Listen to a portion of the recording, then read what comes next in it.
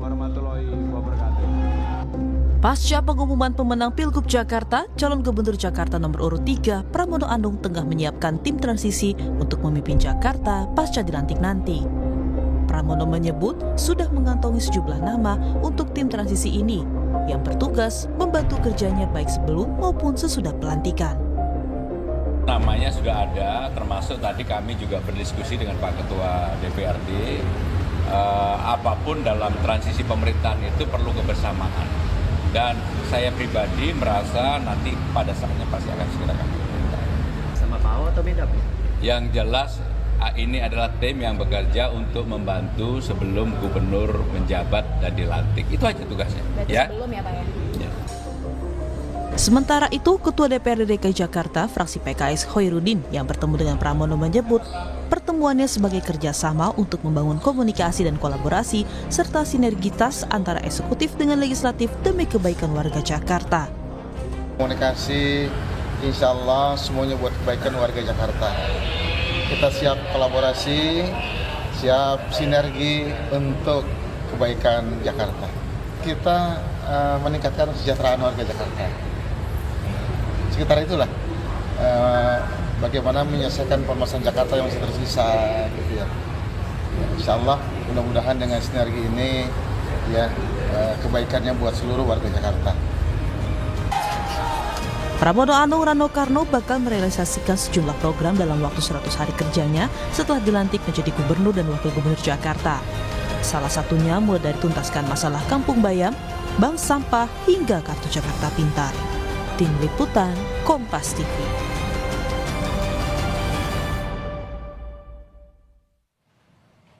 Saudara, calon gubernur Jakarta nomor urut 3 Pramono Anung sudah menyiapkan tim transisi yang bertugas membantu dirinya baik sebelum dan sesudah pelantikan. Lalu siapa saja yang masuk dalam tim transisi Pramono Rano? Apa saja program kerja yang akan digeber di 100 hari pertama? Dan bagaimana dengan pihak oposisi untuk mengkritisi program Pram Rano? Kita bahas bersama sejumlah narasumber. Ada yang hadir di studio, ada pengamat politik sekaligus Direktur Trias Politika Agung Baskoro. Selamat pagi Mas Agung. Pagi Mas Rio. Terima kasih Mas sudah hadir di studio pagi ini. Dan melalui sambungan Zoom, juru bicara Pramono Anung, Rano Karno, Ciko Hakim. Selamat pagi Bang Ciko. Bang Matteo, Pak Sarudin, Om Agung. Ya, selamat pagi Bang. Kelihatannya gambarnya masih terganggu dengan sinyalnya, tetapi kita mendengar suaranya. Dan juga Ketua DPRD Jakarta dari fraksi PKS, Khoirudin. Selamat pagi Pak Khoirudin. Selamat pagi, Assalamualaikum warahmatullahi wabarakatuh. Salam Warahmatullahi wabarakatuh. Terima kasih Bapak-Bapak sudah hadir bersama di Sapa Indonesia Pagi pada pagi hari ini. Bang, ini terkait dengan ini Mas. Ya. Tim transisi Pram Rano ini sudah digeber di hari pertama, katanya mau kerja cepat untuk Jakarta. Betul. Saya ke Bang Ciko duluan ya karena ini lagi kasmaran. Seru. Bang Ciko, selamat pagi Bang. Bang, ini tim transisi yang akan ini rencananya dari yang keluar dari mulut Pak Pram ini, apakah benar katanya mengajak Anies dan Ahok mantan gubernur Jakarta sebelumnya? Yang pasti Pak Pramono Anung dan Pak Rano Karno, gubernur dan wakil gubernur terpilih, akan mengajak seluruh elemen masyarakat, baik itu di akar rumput maupun elit politik maupun partai politik, civil society, LSM, NGO dan sebagainya, semua yang sebagai stakeholder di kota yang kita cintai ini akan diajak untuk bersama-sama memikirkan kota, bersama-sama berjuang untuk mensejahterakan rakyat, memajukan kota ini. Itu yang pasti. Yang kedua, tentu Pak Ahok maupun Pak Anies yang juga aktif dalam kampanye kita kemarin, turut membantu pemenangan Mas Pram dan Bang Dul. Mereka punya titipan-titipan dalam tanda kutip program yang tentunya adalah program-program yang berhasil ketika keduanya pernah memimpin Jakarta, dan mereka berharap untuk bisa diteruskan. Dan Mas Pram dan Bang Dul sudah sepakat, dan rasa-rasanya juga memang rakyat menunggu-nunggu banyak program dari kedua mantan gubernur ini yang terhenti, yang kemudian harusnya dilakukan, dan ini akan sangat membantu untuk meningkatkan kesejahteraan masyarakat. Itu yang pertama. Bang, itu yang abang sebutkan kan elemen-elemennya, tapi yang kita tanyakan spesifik namanya, berarti confirm ya Pak Anies dan Pak Ahok? Mario, sampai hari ini seperti disampaikan oleh Mas Pram bahwa nama-nama yang akan berada di tim transisi sudah ada di kantong. Tapi Sudah kan di itu di kantong. kantong Mas Pram. Jadi artinya kami semua, walaupun orang-orang yang di sekeliling beliau maupun tim sampai hari ini juga belum tahu. Dan kita tahu sosok Mas Pramono Anung adalah sosok yang tertib administrasi dan sangat prudent. Artinya rasa-rasanya beliau akan menunggu sampai KPU melakukan penetapan di awal bulan Januari ini dan setelah itu baru kemudian diumumkan. Katanya Bang Ciko, ini walaupun di kantong tapi sudah ada yang mengintip, katanya ada nama oposisi di situ. Oposisi itu maksudnya apa? Yang Kalau kemarin- bagi Mas Pram dan Bang Yang tadinya Dul, tidak mendukung Mas Pram di pertarungan. Tapi sejak awal Mas Pram dan Bang Dul sudah berkomitmen. Bahkan ketika masa kampanye sudah sering menyampaikan bahwa bila beliau yang terpilih, semua akan diajak dan tidak ada lagi 01, 02, 03 itu sudah kita lupakan, itu sudah masa lampau. Yang ada adalah sesama warga Jakarta, sesama partai politik yang saling bermitra dan kemudian harus bahu-membahu untuk membangun kota kita bersama. Jadi siapapun ada nama-nama di situ nantinya tentunya itu tidak lagi menjadi pertimbangan apakah kemarin mendukung atau tidak. Oke, saya ke Pak Khoirudin. Pak Khoirudin, Bang Ciko ini masih terus menyimpan namanya walaupun kadang kita tahu bahwa sebenarnya udah diintip sama Bang Ciko ini sebenarnya. Tapi kalau dari PKS sendiri Bang Khoirudin, kan kemarin katanya Mas Pram bertemu langsung dengan Pak Khoirudin. Apakah sebenarnya PKS ini akhirnya jatuh hati ke Pak Pram Rano dan akhirnya mendukung di tim transisi ini atau bagaimana? Iya, kemarin kami bertemu dengan gubernur terpilih yang segera akan diumumkan dan dilantik nantinya. Ya. Sebuah pertemuan yang sangat penuh dengan silaturahim, penuh keakraban, ya. Dan saya dari PKS siap karena ketua DPR adalah pejabat publik di tingkat provinsi, maka kami akan mendukung, akan bersama-sama kolaborasi dengan gubernur terpilih untuk membangun Jakarta demi kebaikan warga Jakarta. Oke, berarti ini Jadi statement tidak ada resmi istilah oposisi. mendukung akhirnya ya? Keluar dari Kimples atau gimana maksudnya? Tidak. Kan ini Jakarta ya, bukan konteks nasional. Jadi kita sama-sama melayani warga Jakarta, ya. Dan apa yang nanti program-program nasional yang dititipkan kepada pemerintah Jakarta, kita harus sukseskan demi buat kebaikan warga Jakarta utamanya. Oke, berarti apakah Pak Khoirudin ini sebenarnya sudah dikomunikasikan bersama rekan-rekan di Kimples terkait dengan sikap dari PKS sendiri untuk mendukung Pram Rano atau bagaimana? Belum sampai sejauh itu. Tapi kan faktanya bahwa Mas Pram dan Bang Dul adalah pemenang Jakarta. Ya. Demi kepentingan warga Jakarta ya sebaiknya kita bersama-sama bangun Jakarta demi warga Jakarta, demi kesejahteraan warga Jakarta. Oke, berarti kita bisa confirm adalah bahwa pertemuan kemarin bersama Mas Pram dengan Pak Khoirudin ini untuk membahas salah satunya berasal dari PKS sendiri, nama-nama tim transisi ini ya? Kami tidak membahas itu. Yang kami bahas adalah bahwa Jakarta akan menjadi DKJ dan sesuai dengan pasal Undang-Undang 2 2024 ada banyak permasalahan pusat yang diserahkan ke Jakarta dan kita harus siap-siap. Waktunya tinggal 1 tahun 3 bulan lagi. Ya, jadi kerja cepat ya Pak Khoirudin untuk pada betul. akhirnya saling membantu ya. Saya Ya, ke betul.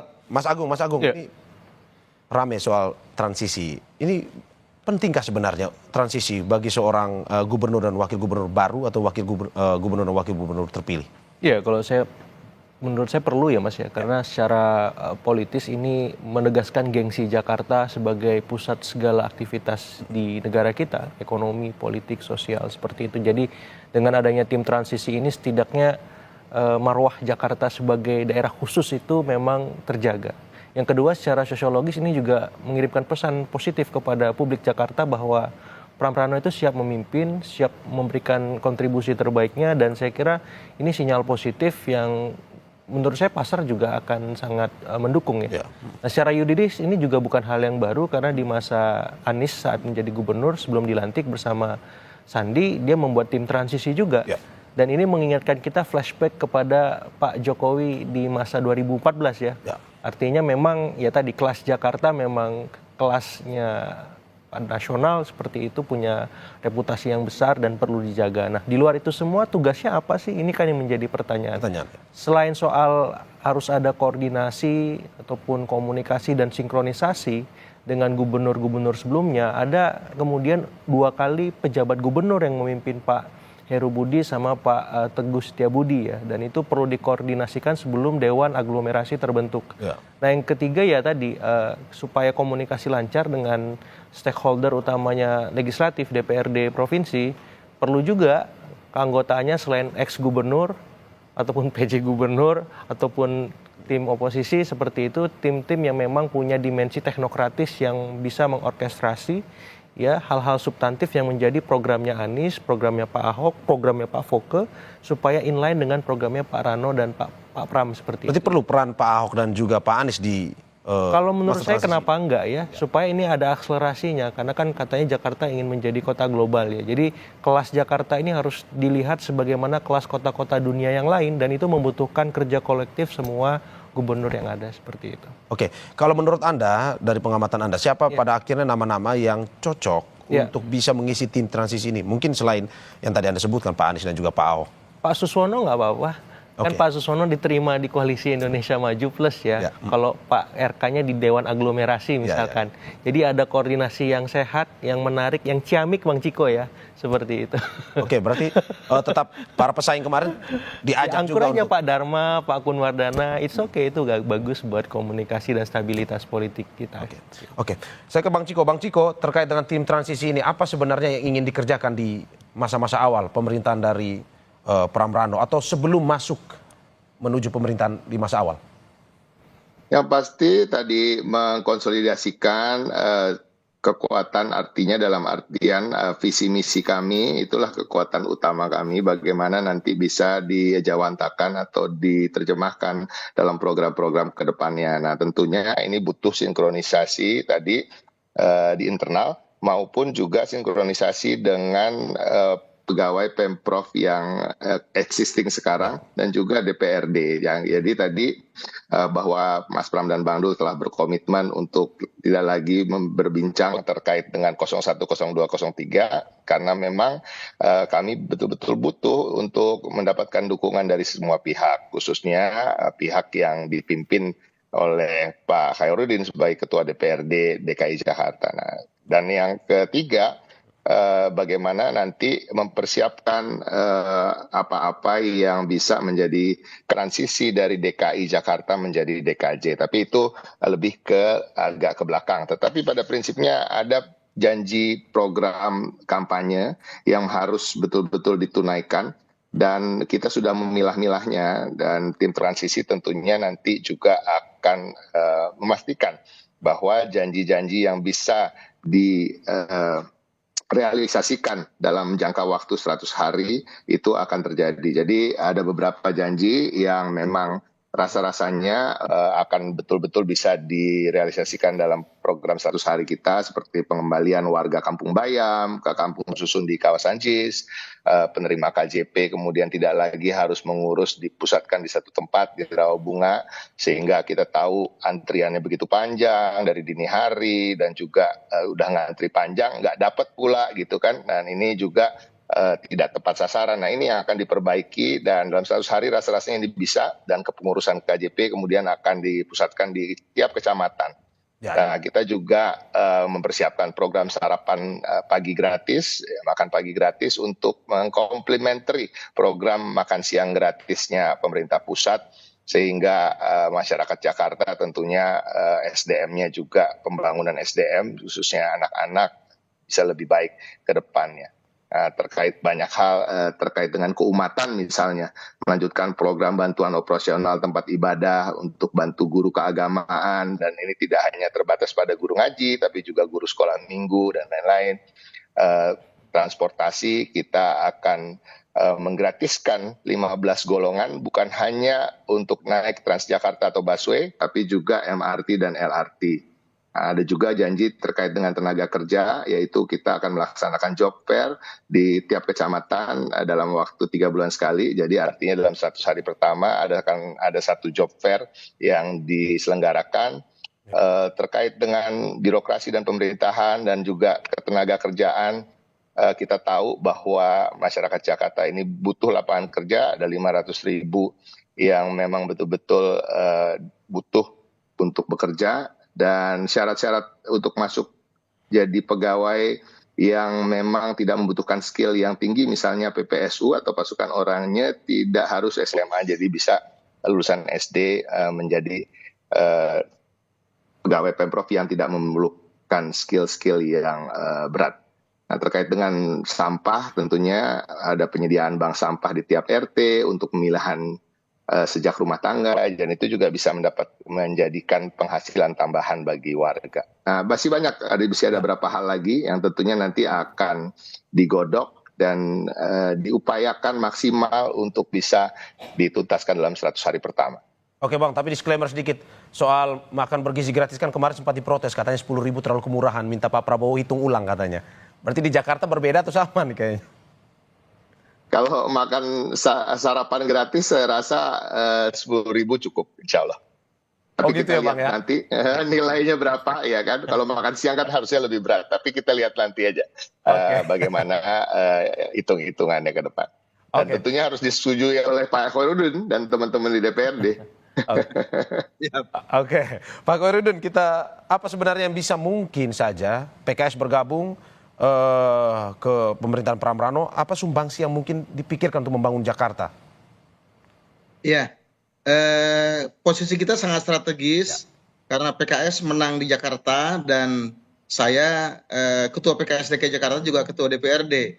Tentu sangat strategis buat pemerintahan DKI ke depan, buat Mas Pram dan Bang Dul.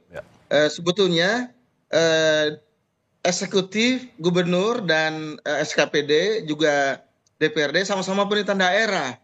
Gitu ya. Jadi kita harus sama-sama bekerja bersama buat warga Jakarta. Jadi tidak seperti di DPR RI dengan eksekutif dan legislatifnya. Kalau kita dalam peraturan perundang-undangan yang ada di pemerintahan daerah bahwa DPRD dan gubernur eksekutif adalah pemerintahan daerah. Jadi kita harus kerjasama. Insya Allah PKS bersama-sama dengan pemenang pemilu nantinya.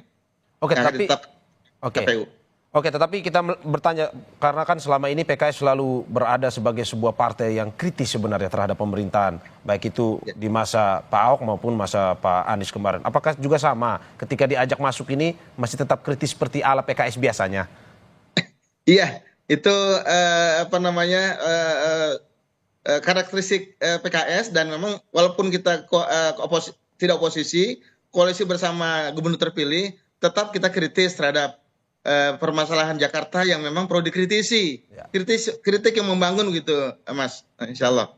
Oke, saya ke Mas Agung. Mas Agung, ini melihat bagaimana program di Jakarta, ya seperti Anda tadi sampaikan juga bahwa sudah tidak menjadi lagi ibu kota, tapi perlu dipikirkan bagaimana ke depan sehingga Jakarta tetap menjadi daya tarik. Program-program seperti apa yang memang perlu tim transisi ini pikirkan?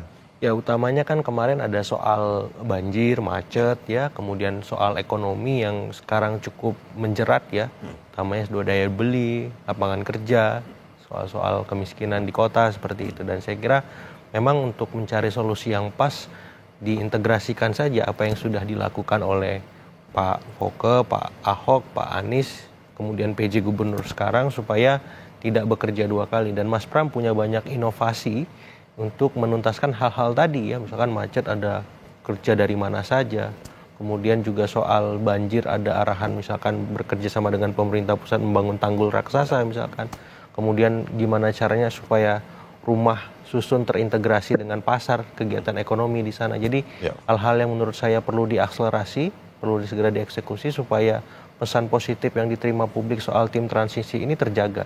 Karena ini kan masyarakat rasional Jakarta nggak bisa nunggu lama-lama. Istilahnya nggak pakai ribet dah kan kemarin tagline-nya Pram Rano ya, sehingga itu bisa dikonkretkan supaya nggak pakai ribet, supaya konkret, supaya jelas semuanya, otomatis harus segera gitu. Dan mengakselerasi itu menjadi sebuah keniscayaan menimbang pemerintah pusat juga kan sama-sama bergerak ini.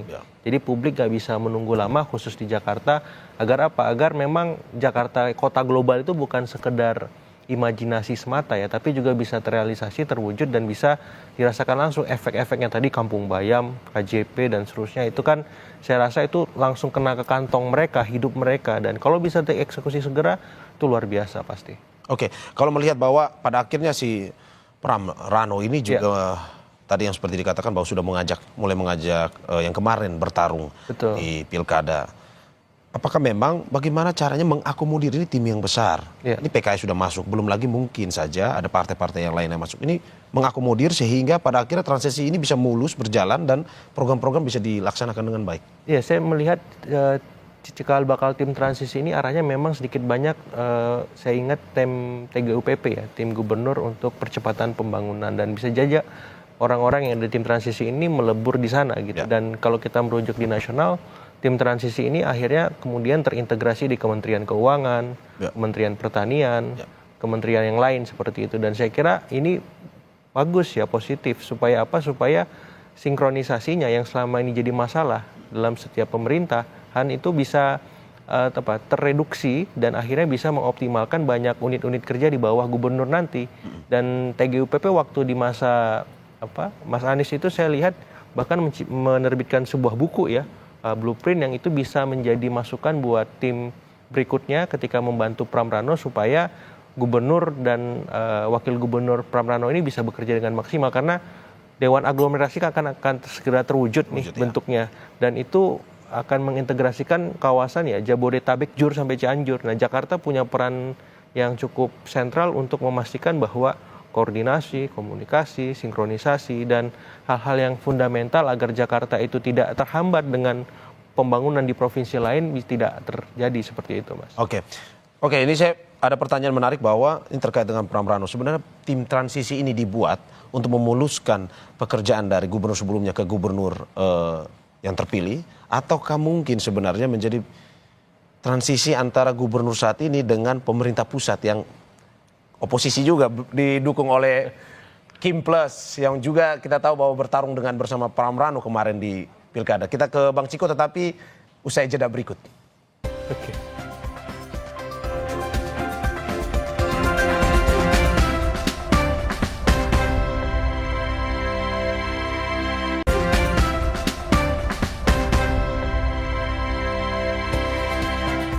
Terima kasih masih di Sapa Indonesia Pagi bersama saya Mario Sarong dan juga sejumlah narasumber.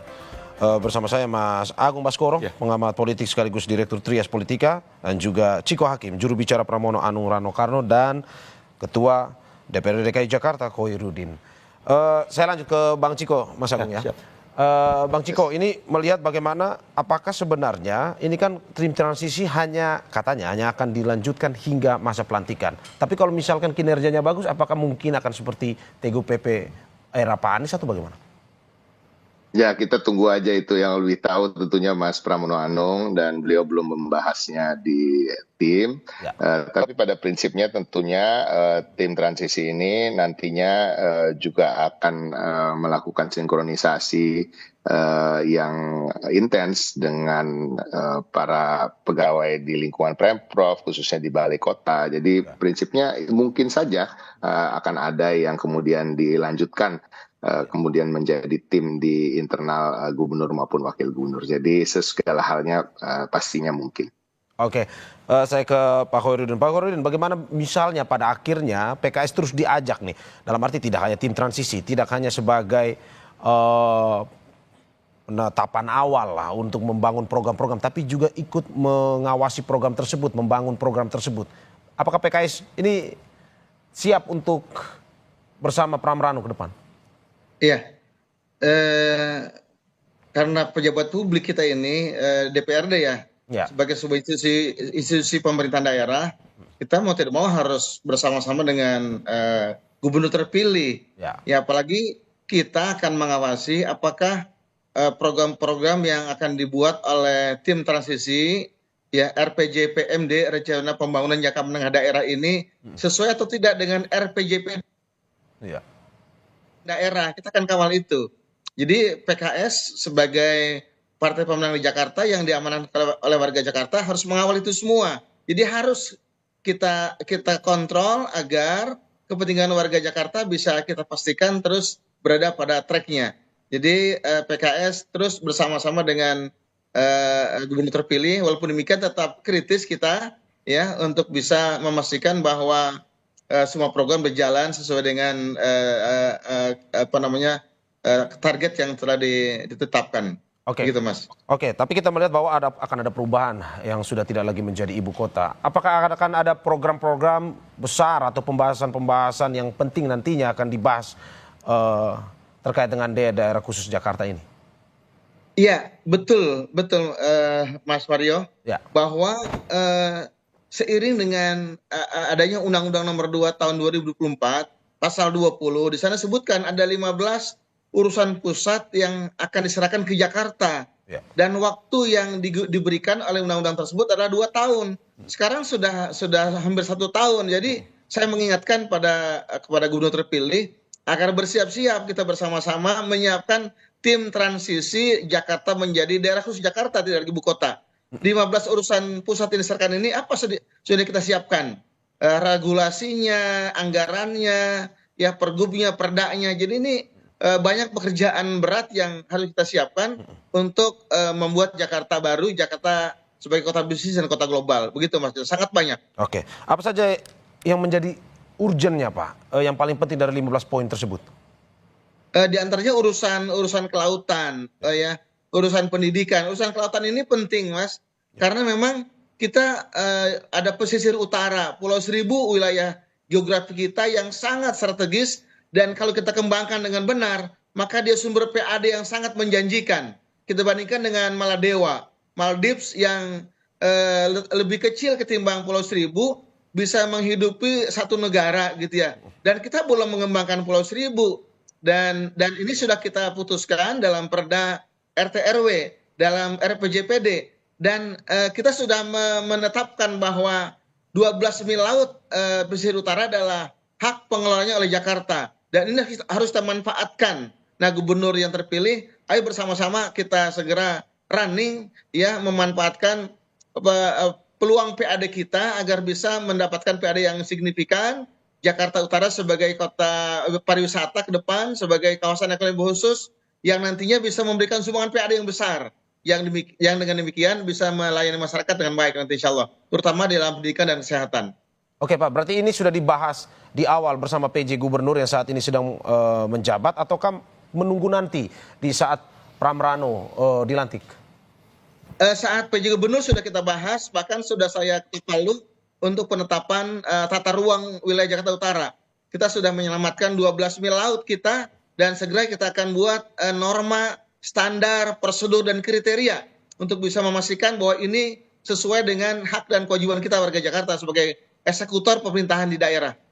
Oke, Pak Khairuddin, berarti ini tantangan-tantangan ke depan untuk bisa menjadikan Jakarta tetap ini sebagai daya tarik, kota daya tarik, walaupun sudah tidak lagi menjadi ibu kota Jakarta. Begitu maksud Anda ya? Betul.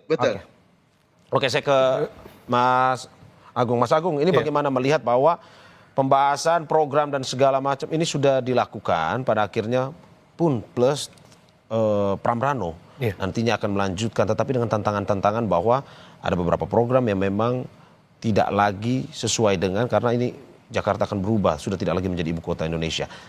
Tanggapan Anda seperti apa? Iya, jadi menarik ya, setidaknya apa yang sedang dikerjakan Pramrano ketika terpilih ini kan memang ada proses di MK yang kemarin ada 281 provinsi kota kabupaten mengajukan gugatan ya. Jadi dengan Pramrano ini tidak ada gugat-menggugat, dia bisa mengakselerasi pekerjaannya dan setidaknya bisa menginspirasi kepala-kepala daerah yang lain untuk benar-benar menyiapkan pembangunan di daerahnya dengan maksimal. Nah, kehadiran tim transisi ini sedikit banyak juga bisa direplikasi di daerah-daerah lain, bahwa setiap gubernur yang terpilih apalagi tidak ada gugatan di MK ini bisa memikirkan langsung daerah-daerahnya. Dan saya kira ini yang menjadi keistimewaan Jakarta ketika dia memang mampu setiap gebrakannya oleh gubernur ataupun wakilnya itu bisa memberikan efek positif ke daerah-daerah lain. Yang kedua, memang tadi ada 15 kewenangan yang saya kira cukup besar, cukup luar biasa, tapi lagi dan lagi memang ini punya relasi dengan tadi, karena ada daerah khusus Jakarta, Dewan Aglomerasi, Mas ya. Jadi mau nggak mau setiap kebijakan, setiap tindakan yang dilakukan oleh gubernur, wakil gubernur memang dalam tanda petik haruslah mendapat restu dari pemerintah pusat juga supaya nanti integrasinya penyesuaiannya tidak Tumpang tindih ya? tumpang tindih ataupun offside seperti itu ya. Berarti Anda mau bilang peran pemerintah pusat ini sangat sentral, walaupun misalkan pada akhirnya Jakarta ya punya otonomi sendiri.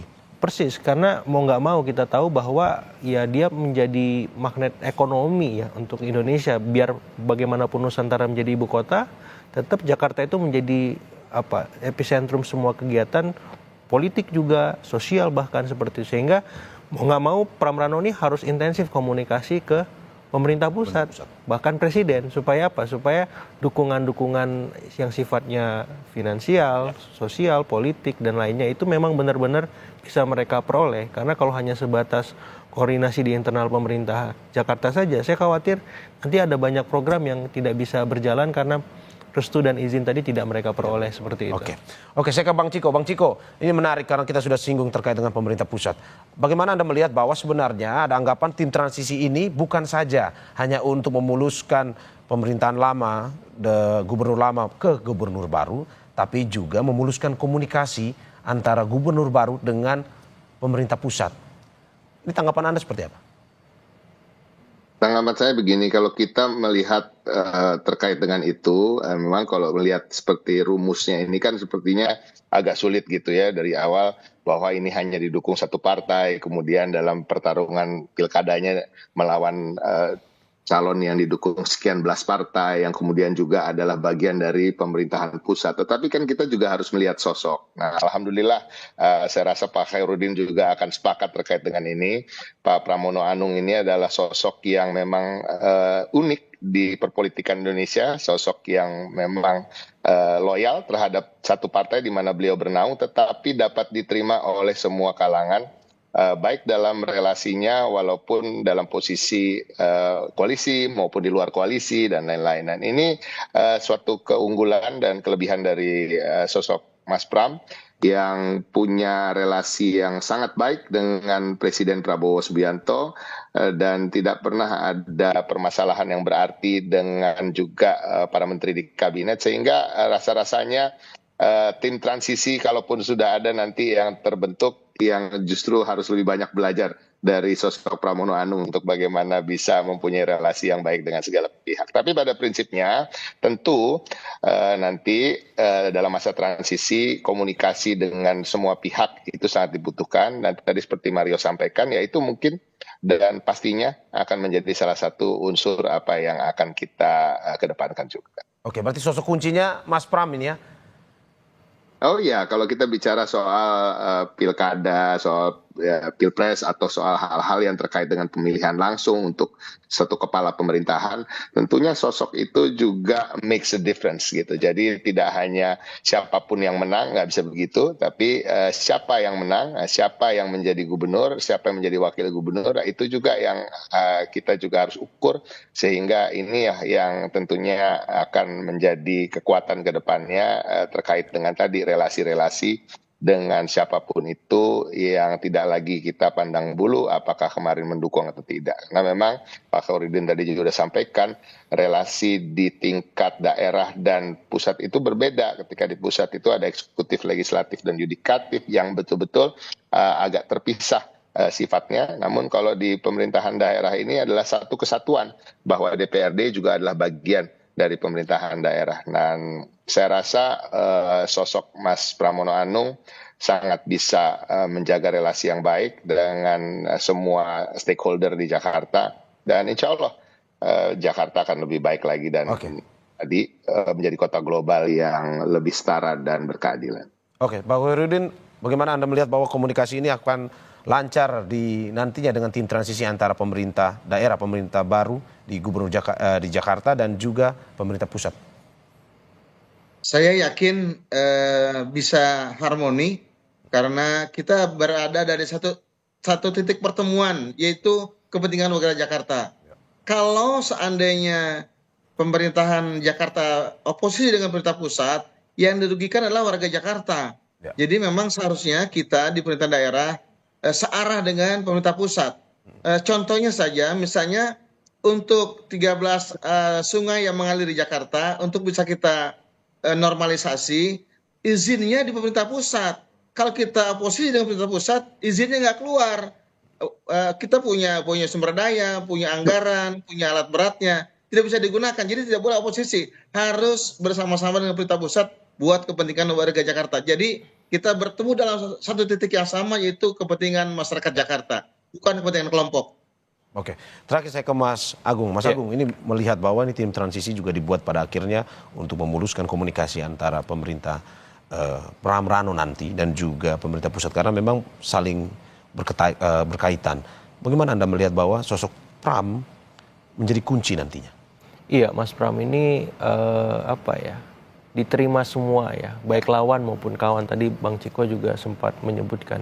Hanya saja nanti keluasan, kehandalan beliau sebagai political communicator ataupun bridging politik yang menjembatani semua lawan maupun kawan tadi akan diuji ketika memasuki fase 2027-2028 Ya. menjelang tahun politik pemilu kita. Karena Gubernur Jakarta ini minimal memegang tiket capres, Mas.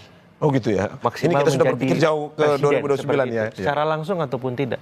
Capres contohnya Anies Baswedan, Ya. presiden contohnya Joko Widodo. Ya. Kalau sinar Mas Pram ini terlalu terik di Jakarta, ini bisa merepotkan penguasa juga di tahun 2027, di tahun 2028. Mungkin sebelum itu semuanya rileks, santai, bagus, harmonis semuanya.